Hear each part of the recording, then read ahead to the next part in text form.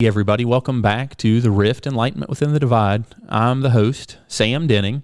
On this one, you get to actually see me in person and know what I look like and see, the inside of my garage back here in the background. I've got my little MacBook Pro and my coffee cup and my Rodecaster Pro set up here that you can see. And this is my boom mic. Kind of a little discussion about how my studio looks. It's ever evolving in this place. Anyway, I've missed being on here and kind of letting myself loose and having people to talk to.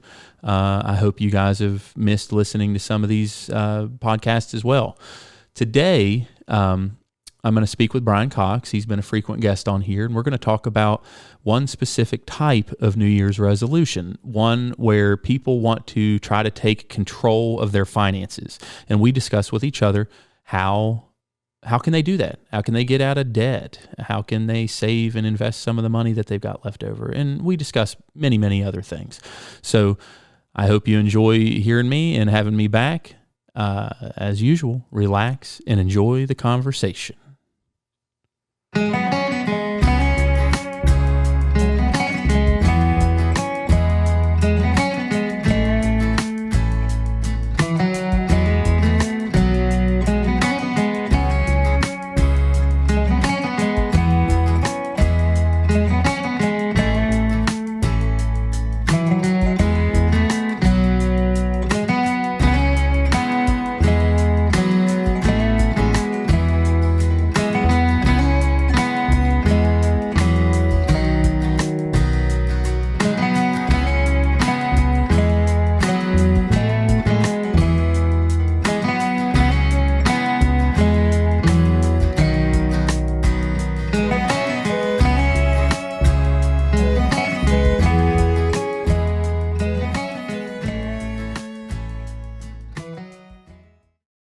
Hey, Brian, welcome back to The Rift. It's been a while since I've had you on here.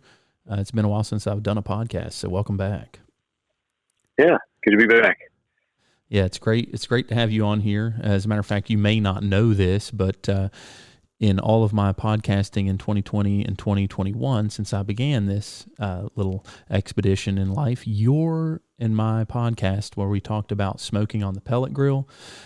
It was the number one most listened podcast of mine. It had 149 downloads. Probably because they thought it included actor Brian Cox and not just some schmuck from Huntington, West Virginia. Yeah, maybe that. But I was thinking more along the lines of people Googled pellet grill smoking or Traeger, and we picked up a couple stragglers through doing that. It's very fascinating, like with my YouTube channel, where I just started it out for just listing my rental walkthroughs, and then I ran across some cool videos, and the stuff that people choose to watch it actually fascinates me, because the videos I put up some stupid stuff. I put up some really cool drone videos that nobody cares to see, and then I put up stuff of raccoons in trash cans that get tens of thousands of people watch it. So it's pretty fascinating. Part of what I wanted this podcast to revolve around was New Year's resolution type things. My brother just did one on the same thing, but I actually wanted to delve into one specific New Year's resolution. And so I've got my computer sitting here in front of me, and just a simple Google search of top 10 New Year's resolutions, you can find a bunch of different ones, but the ranking that I found was at rl360.com, and it listed improving your health is number 1, looking after your finances is number 2, pursue an aspiration is number 3. I'll just give the top 5. Invest in your relationship is number 4, and look after your mental health is number 5. So what I wanted to talk with you about, because, you and I are doing property, you and I always discuss finances and always discuss ways to save money, ways to invest money, all the different sorts of things like that. So I thought maybe people would be interested in hearing you and I have a frank conversation on number 2 on this list, looking after your finances, and how one can do that this year in 2021 and possibly be successful due to maybe any little bits of advice you and I may have to offer. Okay. I think that I look at this two ways. There's people out there that maybe have a surplus of money every month because they make more, or they have already done good at conserving and being frugal. And maybe they're wanting to know what they should do with their money and what's the smartest, wisest way to invest it. Whereas in the past, maybe they just stuck it into a savings account. And then there's the other people that New Year's resolution may be, how can I take the amount of money I make and I never have anything left over every month? How can I figure out ways that are reasonable and don't really greatly affect my standard of living, and maybe can put away a couple $100 or $100 a month? I think those are the two types of people. Maybe there's more, you can get into the nuances of that, but I think we should address those two core attitudes to have. Okay. So I'm a self-employed person. You have an actual employer, right? I'm W-2 income primarily, yes. Okay, and for me, over the past couple of years, I've been finally, blessed enough, worked hard enough that I've been having some disposable income, and so I have been doing different things, like investing in more property, and actually I've done more traditional investments in the stock market. And I don't need to get into all the details of what I specifically am doing, but I am learning through speaking to you and talking to my accountant, which I would advise anybody to do, not just take our advice. But I think something needs to be said right now. This is purely a discussion and not legal or true financial advice. Yeah. Please don't hold us to it. Right. This is just we've done, what works for us. Yeah, to get you thinking and maybe give you some ideas of questions to ask those that are in these sorts of professions. But, I have been doing a lot more thinking about, hey, what do I do with some of this extra money I've saved up? And you have offered me some interesting things. I have recently learned I can do a SEP IRA, which can help me. I've been preaching that to you forever. I know, and I'm finally going to pull the trigger. So let's talk about some of these things. What do you think? Okay. Yeah. Excuse me.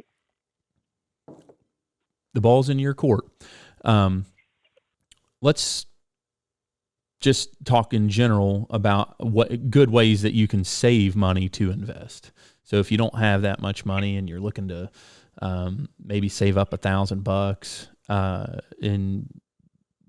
what are some things that you have found and proven true to you in your life that help you to save some money? Well, I think some simple stuff that can help. A lot of people are not very disciplined with money. So I give you a big stack of money, and you're just looking at this big stack of money. You just start looking and thinking about how you're going to spend that money immediately. So I think I don't feel like I'm totally unique to, humans, and that's what I want to do. That's my instinct is, oh man, that's going to be a nice meal, and depending on how big it is, that could be a car, whatever. And I think some of this is like educating yourself and doing a little bit of like kind of helping yourself out psychologically that you don't see the whole stack of money.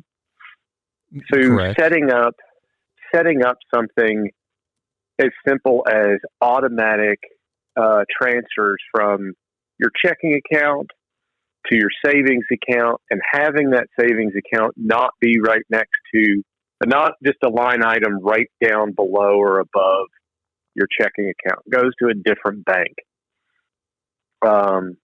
Those kind of things help. Same as what if you do have W-2 income and you've got an employer 401k. You get your 401k, and a lot of the time, if you do a traditional 401k, it is done before you're paid. So a percentage of your income, your gross income, because you get traditional and then Roth, whether it's traditional IRA or Roth IRA, they operate pretty similarly. One is pre-tax, one is post-tax. And pre-tax means you're not paying tax on it now. it's going in there and it'll develop tax-free. But then when you withdraw it, you're going to be paying tax. Right. You're deferring your taxes until you actually retire and pull it out of the account. And there's rules and things on that. Yeah, the benefit of that is you might be making less income in your retirement because now you don't have a job. So you're going to be paying in a lower tax bracket than you were while you were working. Or if you're starting out and you're in your 20s and your 30s and you're below the individual retirement account or IRA contribution limit, which is like $141,000. Don't quote me on that. It's somewhere in that ballpark. If you're under that, you can contribute post. So it's going to develop. You've already paid taxes on it in $2022.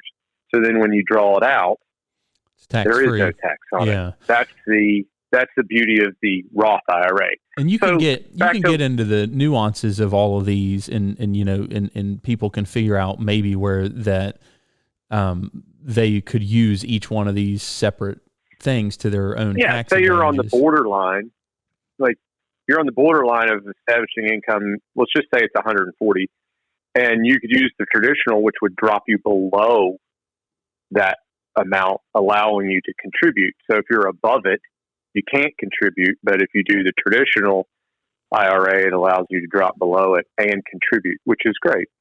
Because then you can stash away some tax-deferred money. Right. But my point of going into that, instead of just going into the nuances of each of those accounts, is you get paid, it's drawn off before you're actually taking possession of it. So it goes to your retirement account of choice, and then you've got what's left to pay your expenses and do everything. Why not put another step in there that says, here, payment comes through, goes to your retirement, and then immediately some of that money goes to a savings account that you don't see. And then after that savings account gets high enough, it starts to contribute to something else, like a brokerage account or stock investment. Yeah, so your or real estate. Your point here is a lot of people have a tendency, if they see money sitting around somewhere that's easily accessible, to spend it. So if you pull that money out and use it to your advantage in these various ways, like IRAs, Roth IRAs, SEP IRAs, all these things, you can have it working for you and not really know about it and not have very easy access to it. And that's one way someone might be able to save money and invest it simultaneously. I'm also, I'm thinking more along the lines, kind of a step earlier, like people that are not in the position really at the moment to be thinking about, where to put their extra money, but trying to figure out how to get extra money. Well, that's kind of what I'm saying. It's like you build that savings. People that are overwhelmed with debt, for instance. Maybe there's no way they can take any extra money and save it because they need to put it towards their bad debt. Now, there's good and bad debts, and that can be a conversation for another day. But basically, that could be weeks. Yeah, your bad debt being most notably credit card debt, or maybe you have too many car loans, or you're underwater on something like that. And so. And I'm not saying you got ahead of the game. I asked you those kind of questions, but I'm kind of trying to stair step this up into baby steps up into some major things and shifting of money that you can do. But I like personally. Yeah, that's the psychological shift of spending money. And if you got to control, obviously somebody that's in massive credit card debt has got to figure out how to control their spending. Maybe that requires moving, not going to stores that seem to make you want to purchase everything shiny or just deferring gratification, basically. That's kind of what all this is about, is delaying your gratification. But if you are, I'm sorry, keep cutting, but I wanted to finish this thought. If you are deep in debt and you have multiple credit card accounts, I think from my experience, the best way to try to get that under control that does not seem so overwhelming would be what is referred to as the debt snowball method. Dave Ramsey talks about it all the time, and I don't agree with a lot of what Dave Ramsey said, but I think so much of this is psychological. And the debt snowball is the theory of, if you got multiple credit card accounts, you pay off, you put any extra money you have towards the lowest balanced one first. and then you pay the Yep. minimums on all the other ones. And then as you knock that one out, you keep paying the same amount of money total towards the next lowest one, and keep the other ones up to date with the minimum payments, and then you chisel them out, and eventually you can get out of that bubble. You're never going to get out of that bubble if you can't fix your spending habits, though. But anyway. He also has the debt avalanche. He does debt avalanche and debt snowball, and it's two approaches to paying down debt.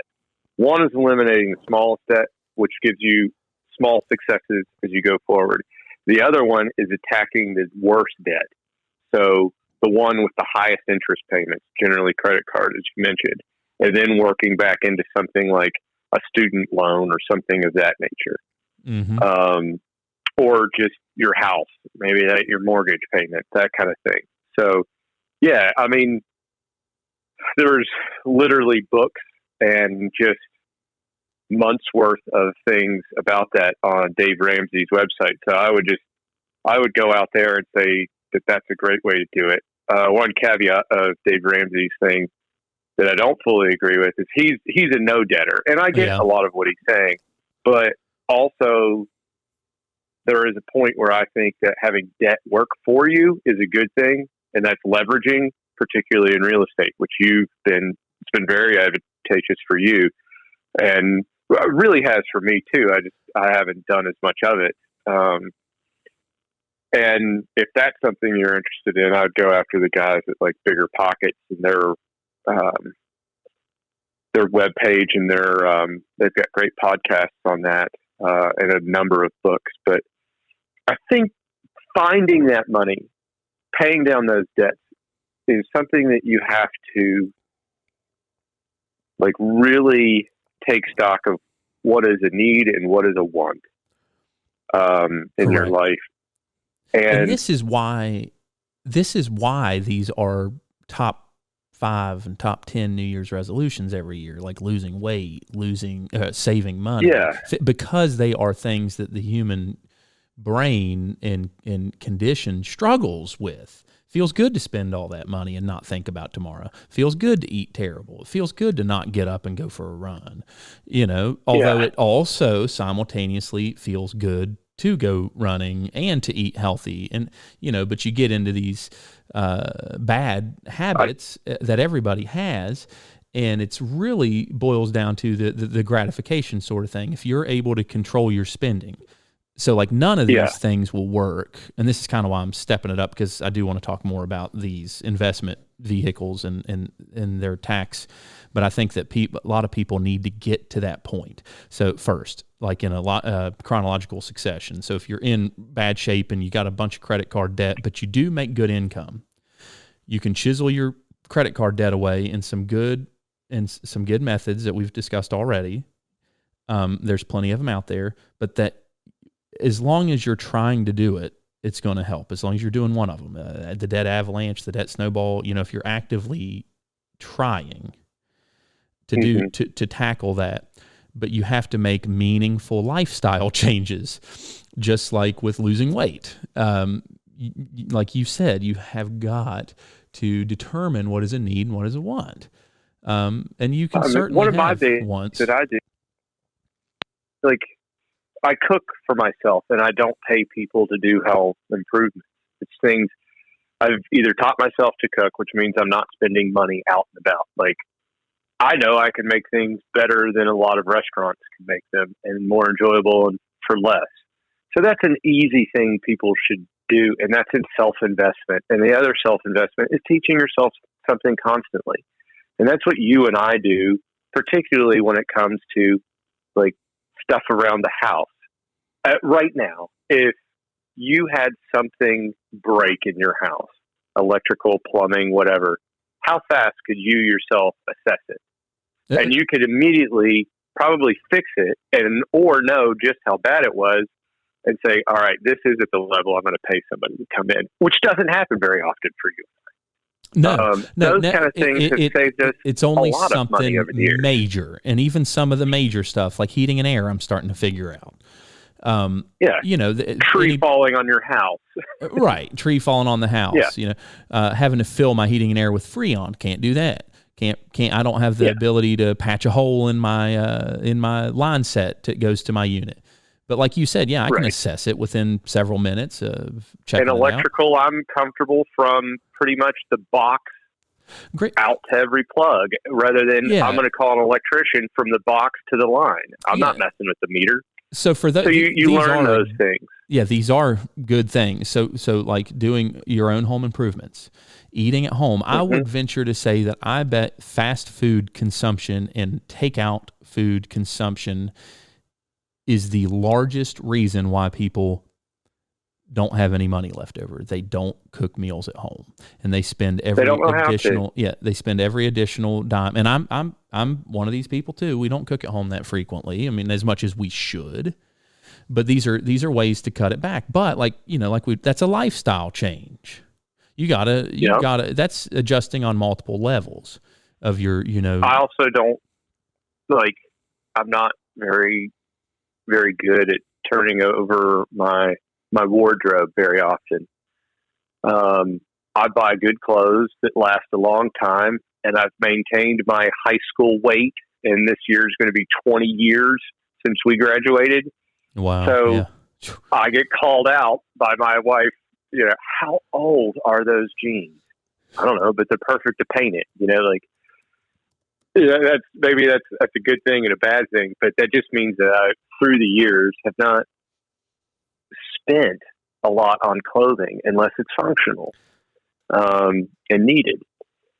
So that's helpful. But yeah, going back to the breakover point of, it feels good to eat garbage and sit around and lay around, but it also feels good to eat something healthy and run. A lot of people that look at that and they go, "Oh, I hear that," but they're not thinking about that in between, or they're fixated on that in between of how long does it take for a run to feel good. Like if I went and ran right now, I can run pretty well, and it looks like that I've run a lot, but then it hurts. And it takes me a while to get past that point of it hurting, Right. And people don't like that challenge. Everything that's good for you tends to come with a price. Nothing is free. Nothing is free. It often hurts. Even the mental things. When somebody tells you the truth, and I've said this on some of my other podcasts, I say it all the time. When somebody tells you the truth and it's something you don't want to hear, it usually hurts. It's painful.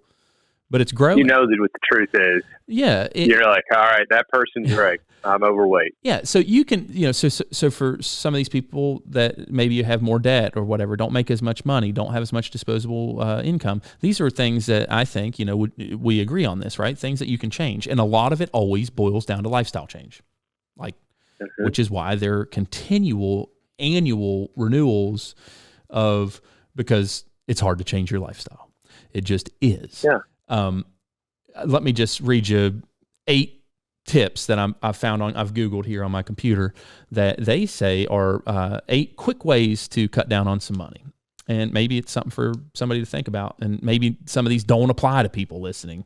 But number 1, and we have not discussed this, but it's learn to budget and understand your finances. A lot of people, money come in, money comes out. They don't think about it, but they don't know how much their expenses are. Sometimes they can't even name them all. If you point out to somebody all of their debits, their expenses off that they spend in a month, and you show it to them and what it goes towards, people oftentimes will take a step back and go, "Wow, I did not realize that." When you turn something that they feel is wrong into something that they can actually touch and see, it's an eye opener. Mm-hmm. So that's number 1, budget and understand your finances. Number 2, get out of debt, which we just talked about. Good ways to get out of debt. 3, create a designated savings account, kind of like what you were talking about, throwing money into somewhere that you don't see it, particularly pulling it directly out of your pay before it's actually there, so that it's something. Pay yourself first. Yeah, which that's number 4. Automate your savings. So get a savings and then automate it. And you also brought this up. Number 5, automate your bills. Number 6, adjust the spending limit on your credit card so that you can't spend more than a certain amount.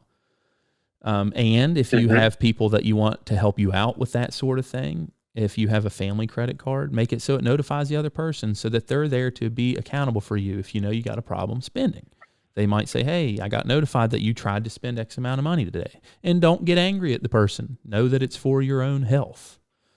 Number 7, use the envelope budgeting system. I'm not sure what that is. I'd have to. That's easy.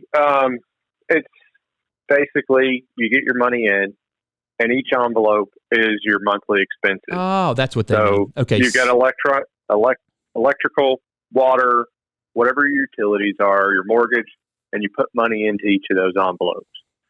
So you fill them proportional to your needs.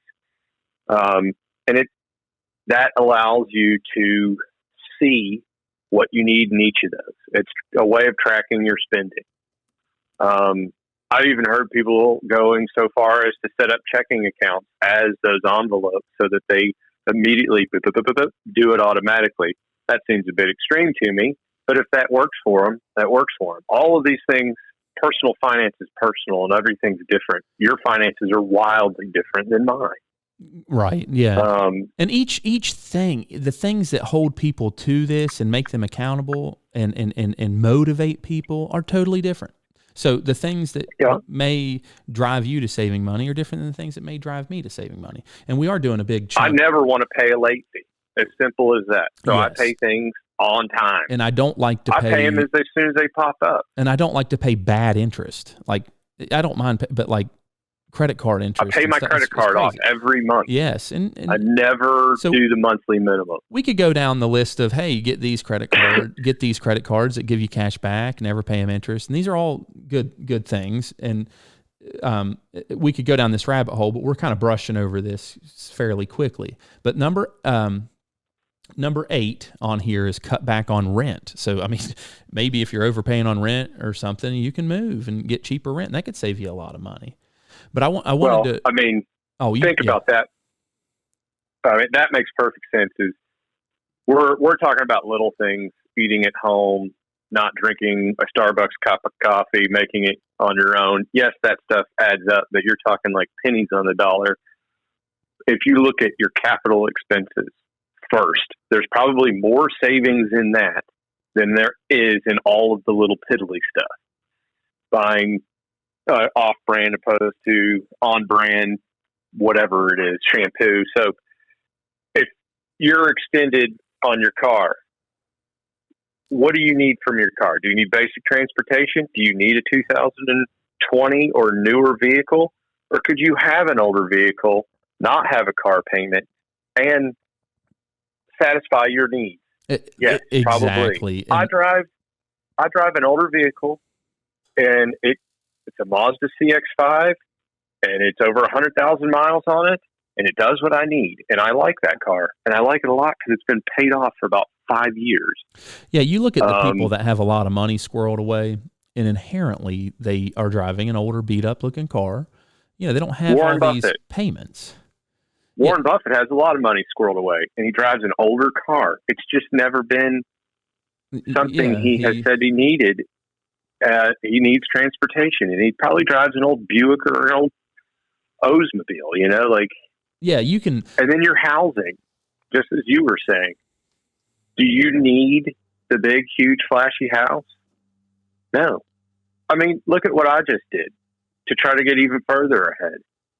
Yeah, I was renting when I moved to Connecticut, and I was like, I feel like I'm wasting money on that. And into 2015, we bought a house, and I bought a house that smelled like dog pee, that I had to rip out all the floors and the bottom part of all the walls and re-sheetrock them and put new flooring down and stabilize that house over the course of 5 years of ownership. It was a mess. It was a lot of work, and a lot of people wouldn't have done that, but it allowed me to establish equity and buy a house. And I just sold it for a nice amount of money. And then I moved back into a duplex. I live in an apartment now.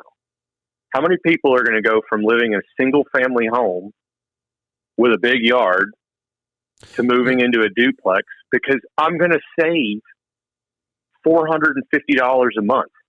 Right. And I don't feel like I'm losing out. And that $450 a month is going to help me establish more value into this place and probably do it again. making another nice home. And what you've done there, and on that's a good segue into what I was going to say now. If there are people out there, so what you're doing is you're actually living by example, and you're going one step further and taking that money and you're like investing it back into something else that generates you money and saves you money simultaneously by building all that equity.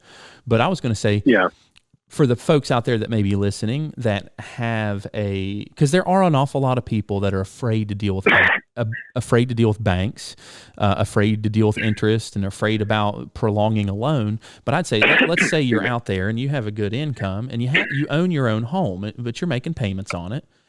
And you have several credit cards that you'd like to get paid down. It may be very possibly, like I said, we're not financial advisors, but I'm just saying now's the time to go back to the bank and refinance that house and take some of that money out and consolidate your debts. You'd be astonished, depending on what your interest rate is that you're locked in with right now.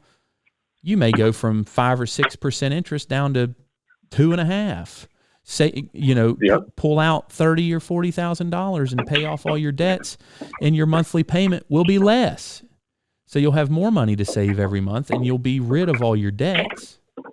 Yeah, you still have that debt bundled up into your home, but I mean, it makes it manageable.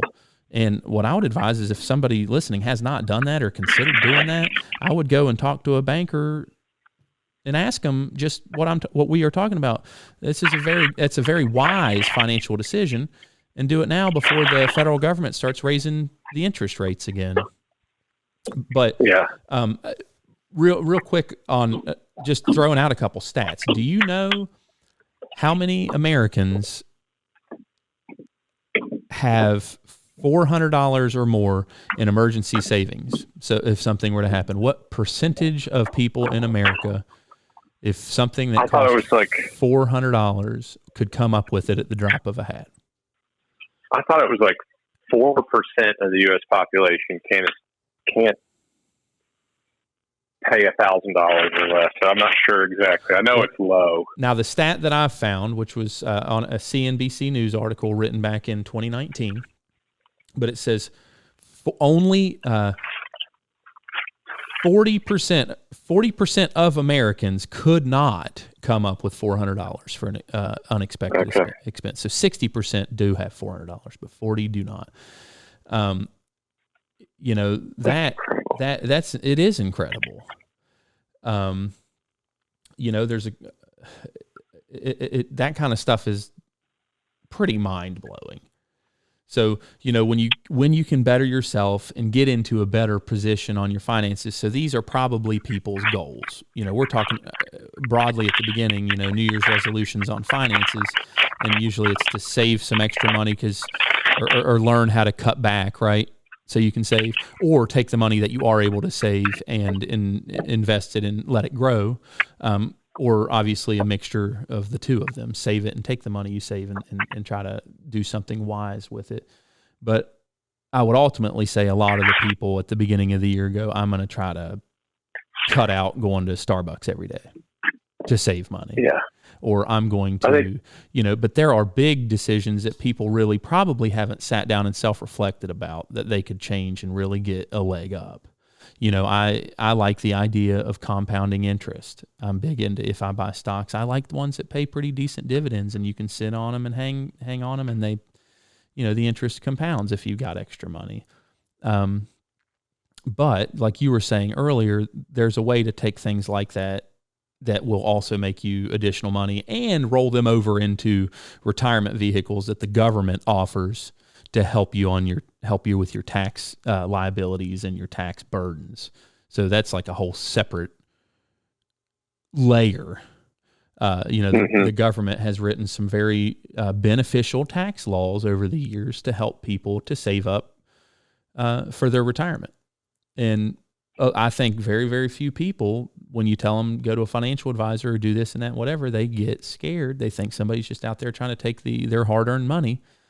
And if you do have money saved up and laying around, it's much, much, much, much better to get it in the hands of somebody like that, invested, than it is sitting under the couch cushion or in a savings account, particularly with this blowout inflation that we're dealing with in the country right now.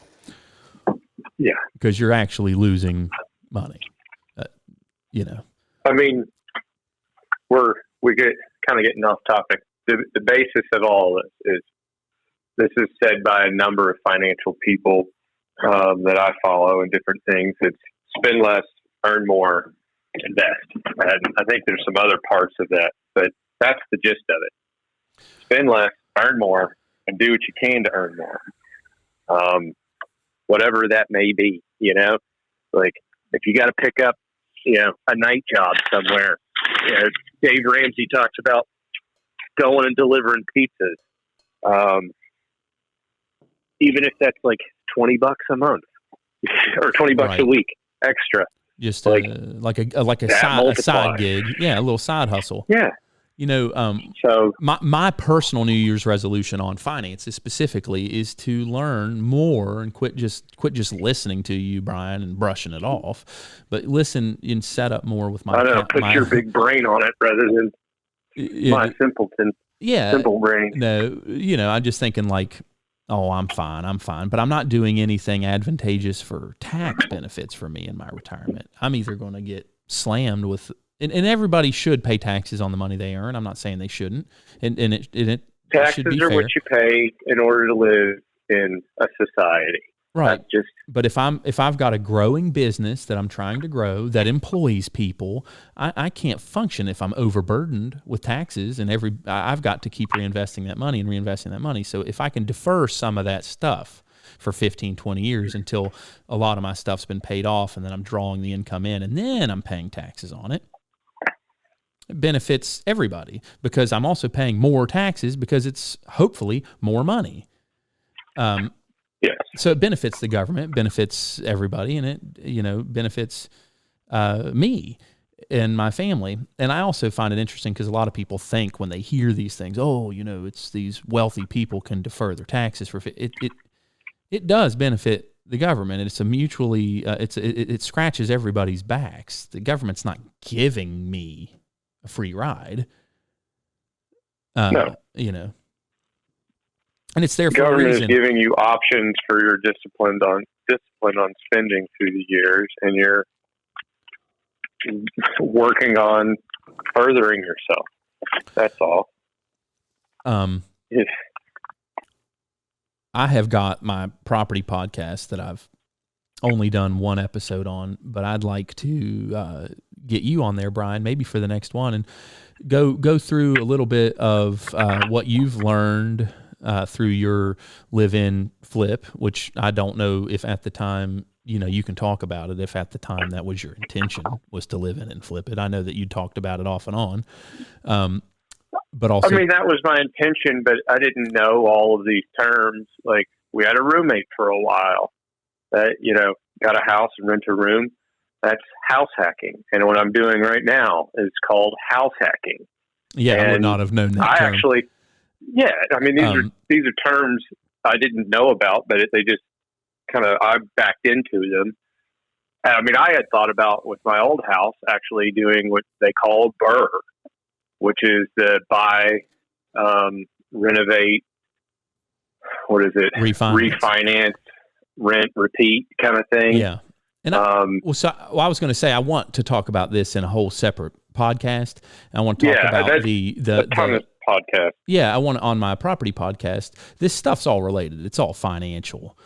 This one is, the one we're discussing today, and it's fine to get off topic, but the main overall thing is, how can you save money and stay true to if your New Year's resolution has to do with money, how can you save money? How can you possibly get out of debt? How can you what are some options you could do with that money? What are ways to make it grow? Just very broadly speaking, but I do want to have you as a guest on the Property Harvester podcast because you've learned a lot and been able to walk through a lot with me on buying a duplex owner financed from yours truly. Mm-hmm. So that we've done some interesting little deals, and you've made money. I've made money. Been a hard money lender to you on a deal. Yes, and you've been a hard money lender to me on a deal, and it's there's a lot of interesting, fascinating things that if somebody cares about this stuff, they'd like to listen to. But and I think something to say, it's worth saying. I don't really budget. You know, like all these people, they're like, I don't want to budget. I'm scared of budgeting. I don't actually budget. I just know my expenses. I pay my expenses and I pay myself. And I have basically like, well, what I've paid myself after all this is my guilt-free spending. Mm-hmm. And if I want to go out and I want to buy, I mean, one of my big things is camping and being on the motorcycle. If I want to buy some motorcycle equipment or, you know, what have you, I do it. And I don't think anything of it because I know in the background, I've taken care of all of my expenses. And this is the gift to myself for doing that. And I think a lot of people look at that as like, this is such a hard thing to do. And then it means budgeting means no fun. I'm not a proponent of that. You know, I fight myself. I think there's so many equivalents to this stuff as with eating. People don't want to think and plan out their meals and do diets and this and that and change their lifestyle because they think it means I'll never get to eat something good again. Yeah, it just means kale and iceberg wedges their whole life, that kind of thing. Right. But it doesn't have to be that. I fight myself because I love the investing thing. It's something that I nerd out and geek out on. I'm the same. I don't get lost into huge spreadsheets or anything, but I like looking into all that. And it's a challenge for me to be like, all right, if I can save $100, can I save $105? And I just start doing that. And like the market's down right now. So I'm like, man, I got to take this money and buy shares right now because I can buy more. Like I'm not retiring. So it thrills me that it's down right now on the prospect that in 30 years, it will likely be up over the period in which it is right now. So I'll have more. Yeah, you and I on this are cut from the same cloth. Like I'm almost an obsessive compulsive saver, and I always have been. Yeah. Anybody that listens to this that knows me knows that I'm always squirreling away money somewhere. Now that I've got, wife and kids and they're going to school and I've got a lot more payments, and I started to open up and spend more money, especially when I became a business person, because you have to spend money. And a parent too. Yeah, you have to learn. Yeah, like the moment you're in and live in that moment too. Right. And not splurge through it. Exactly. But as a business owner too, you have to learn to let go. It takes money to make money. Like I could just say, oh, that lawnmower when I was starting my lawn business was just way too much money. I'm not going to, because I was that kind of a person. Man, I don't want to let go of that. I could do this with that, oftentimes take that risk,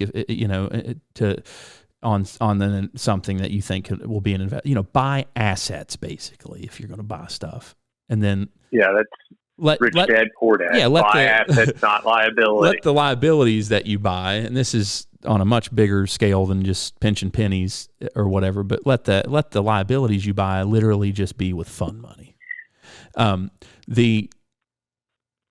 I don't want to let this podcast drag on too long because we could beat this to death, and we are already delving into areas that I'd like to talk to that are related to the property more or less. But there's a lot of things that people can do for their financial New Year's resolutions that are good to do all the time, not just at the beginning of the year, not just once a month at the beginning of the month, but to just change your lifestyle. And that's what a lot of this stuff is about. I'm actually, Brian, I'm recording this. I think I told you that off the air, but this is my first time to try to record this. My brother David set his up to try to do, and I've been thinking about this for a while, and I even bought a tripod for it. And I thought, I'll do it. So another one of my resolutions is to make a little bit more professional looking videos on YouTube. And I've got some on how to repair, like you said about saving money. And this is a shameless plug for me, but Ryan Stoner watched the video that I put up of replacing the water inlet valve on a Whirlpool or Frigidaire or something. I think it was a Whirlpool. They're all the same. Dishwasher. Yeah. Well, anyway, that's sparked a lot of interest. I mean, and other people were watching it other than just my friends, but Ryan Stoner said, man, I wished I'd really paid attention to that. I had to have that exact part replaced on my dishwasher back in early December, and it was $240. You want to talk about, I mean, I spent $32.93 or something on the part at Amazon. and all I needed to fix it was my fingers, a screwdriver, and a wrench. That was it. Yeah. An Irwin screwdriver, combo screwdriver. Oh, Lowe's sells the best stuff, dude. Yeah. I've got one of the Craftsman. It's an oldie and it's a goodie. Yeah, it's before Craftsman kind of went under. Yeah. Well, and then came back. What do you think, if you were going to give some piece of advice to someone out there that's New Year's resolution is to save some money or to invest or whatever? What would be one piece of advice you'd give them, or even encouragement or something? Yeah, I'm not a big New Year's resolution person. I don't believe in saving goals for a period of time.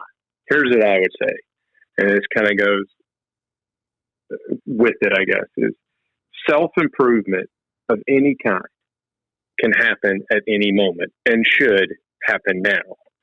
Like the saying, the best time to plant a tree is 10 years ago or today. And the second best time is today. So Don't wait till a new year to make yourself better. Exactly. Do it now. It's never too late. Pick a goal. Write that goal down and hold yourself to it.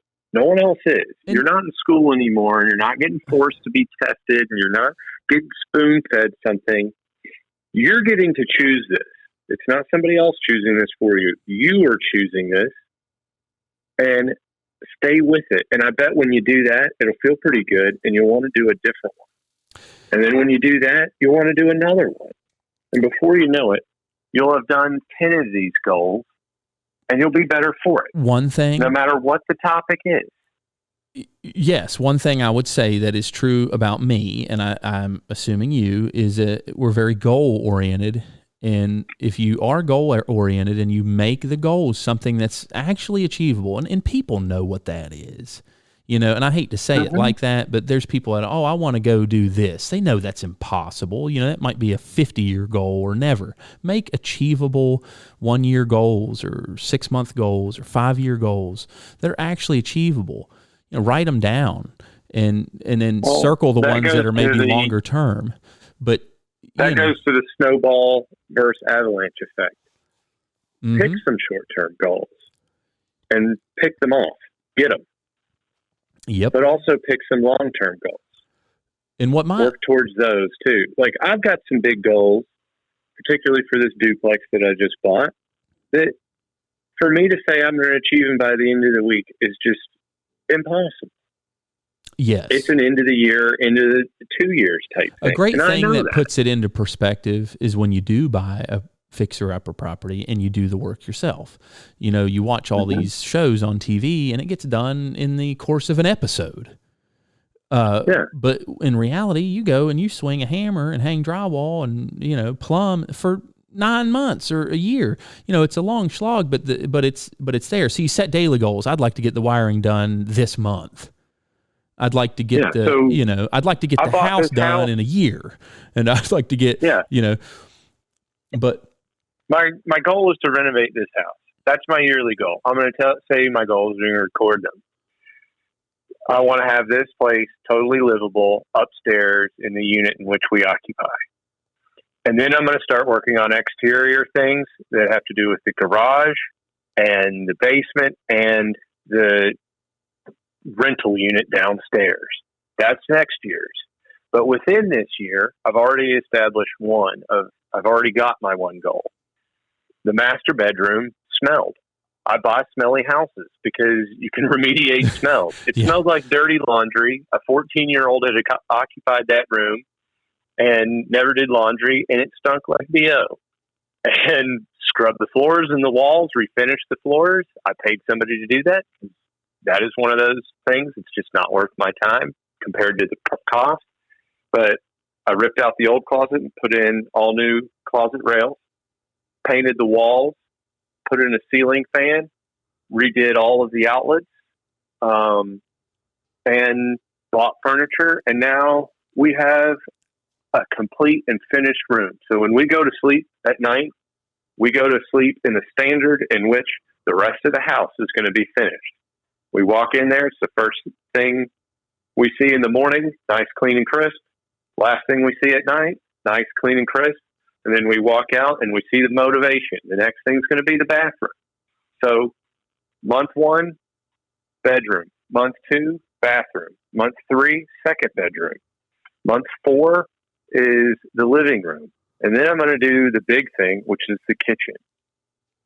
So in 6 months, I want to be working on my kitchen and be done with that. That's doable. Those are my goals. Like I have, and those are achievable. I have. Yeah. I have some folks that I know that, like I want to do this flipper, or I want to do this or that or whatever. And I often, and maybe I'm wrong, but I feel like they don't have a big overarching plan. I mean, I have a plan. I've done it enough times I could help implement it, but it's kind of like, I don't want people to feel like this is something that you do and it just happened. You've got to have goals, and it's the same thing with your finances, and it is doable. So my overarching words of encouragement for anybody out there listening to this that has financial New Year's resolutions is that it is doable.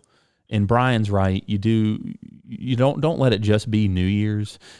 Let it just be, change your lifestyle any day that and stick to it. Set doable, achievable goals, and it's possible. It is possible. You can grow your savings into something much larger. You can get out of debt and have a great, not feel so overwhelmed and so stressed. But one of the reasons, obviously, we're talking about New Year's resolutions is because this is my first podcast of the new year. My brother David in his podcast pointed out that people make these resolutions all throughout the year. Every day they wake up and say, I'm going to do this or I'm going to do that, right? Any day of the week. And I'm not saying this to make you not do it, but statistically, apparently, New Year's resolutions are 10 times more likely to actually stick. And I don't know if it's because people feel more obligated because they made it for the new year. I have no idea. I don't know the reason that that's the case, but it is the case. But either way you slice it, they're probably this, right now is never the most too late. And succeed the least. One of those kind of deals, right? Because there's more of them. But it's never, and we'll end on this note. How's this? Okay. It's like, and I'm going to repeat what you said. It's never too late to change your lifestyle and to start saving. Never too late. And it's always doable. Nope. And at the end of the day, and at the end of the year, at the end of 10 years, you're going to be extremely glad you did. Yeah. And it takes time. Everyone really likes to see fast results. And they look at people that are ahead of them or older than them, whatever, and think, why is it I don't have that? Well, incremental small steps, achievable goals, and those people built that over time. Wealth is built over time. It's not one in a day. Yes, slow and steady truly wins the race. Yes. I mean, you do get lucky here and there, and things happen. Yeah. Sometimes just right place, right time. Some people play the lotto and win. Yeah. I don't play the lotto. Well, maybe I'll play the lotto when it gets 500 million or so, because my old buddy Sam says, why don't you go out and get you one of those tickets just in case? Yeah, you never know, man. We can get as many short-term rentals as you want to all up and down the East Coast if you win that. Well, on that note, Brian, I want to extend an actual public invitation. Would you like to come onto the Property Harvester podcast here soon and delve a lot more into this other stuff? The stuff you've done, the stuff that maybe I've done, although I'd rather interview you and just hear about all your experiences so far, because the overarching theme is going to be my experiences of the whole podcast, but I want individual accounts, and you've got a great little story going already. I think it's good to see that it's not just one person, like there are many out there, and once you actually get into this stuff, you see how many people are doing it. You're not alone in this. No one is. Right. No, exactly. And somebody's got to be owning all this property. It's either owned by the person living in it or somebody taking care of it and managing it. And I mean, there's massive desire for both. So, well, on that note, I'm gonna let this go, and we're gonna about to pick up my son Owen from school here and everything. And I hope those listening, they learned something, enjoyed the conversation at the same time. Welcome back. If there's anybody new listening, thanks for tuning in. I hope you really enjoyed this conversation and you got something out of it. So, Brian, take it easy. I'll talk to you later. Yep. All right. Later, bud. See ya. See ya.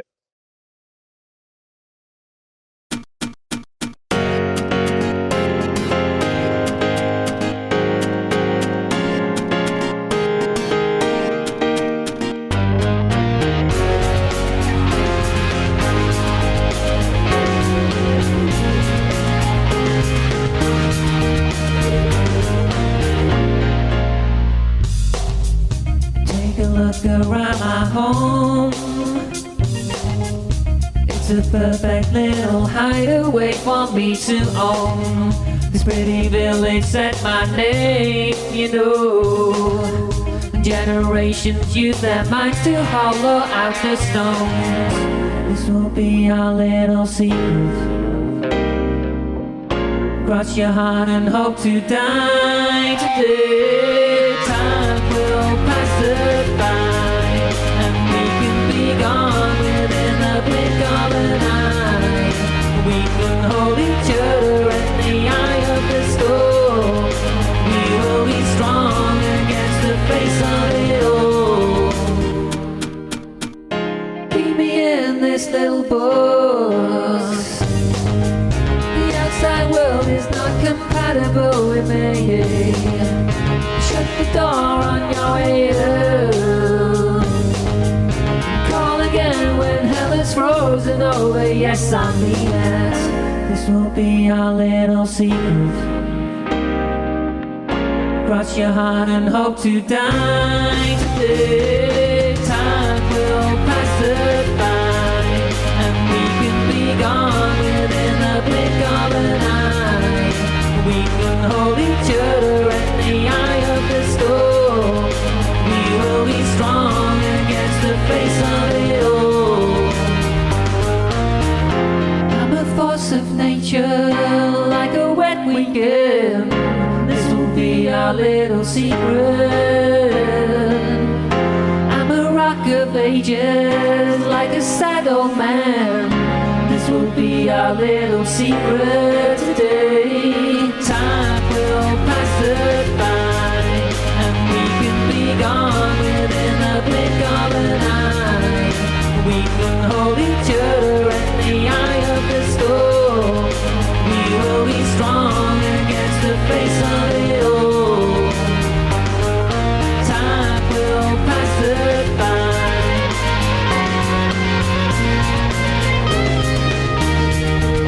We can hold each other in the eye of the storm. We will be strong against the face of it.